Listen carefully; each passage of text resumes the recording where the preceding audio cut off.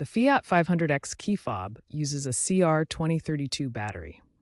To open it for replacement, you'll need a small flathead screwdriver or a plastic pry tool. Carefully insert the tool into the seam of the fob casing and gently pry it open.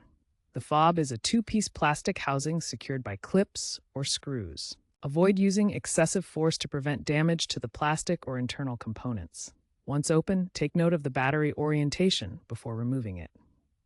Always use a non-conductive surface to avoid static discharge, which can fry the fob's microcontroller. Make sure to use the correct tools to avoid scratches on the circuit board. With the fob open, carefully remove the old CR2032 battery. Ensure the new CR2032 battery is correctly oriented with the positive side up, matching the compartment markings. No soldering is required. Carefully reassemble the fob casing, ensuring the rubber gasket remains intact to maintain waterproofing. Snap the case shut, making sure all clips are securely fastened. Test the fob's functionality by attempting to lock and unlock your FIAT 500X remotely. Minimal tools are required: a screwdriver, new CR2032 battery, and optionally a multimeter to test voltage, which should read 2.8 to 3 volts fresh.